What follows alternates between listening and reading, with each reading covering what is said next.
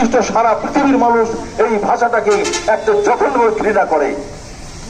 তাহলে স্বপরিণত হয়ে যিনি কর্ম করেন, যিনি বিনা বেতনে কাজ করেন, পাকিস্তানকে রক্ষা করার জন্য যারা স্বেচ্ছাসেবী হিসাবে অস্ত্র হাতে তুলে এদের পৃষ্ঠপোষক জামাত, আজও জামাত ৭১-এর কর্মকাণ্ডের জন্য এত ধৃষ্টতা, এত বড় বেয়াদব তারা।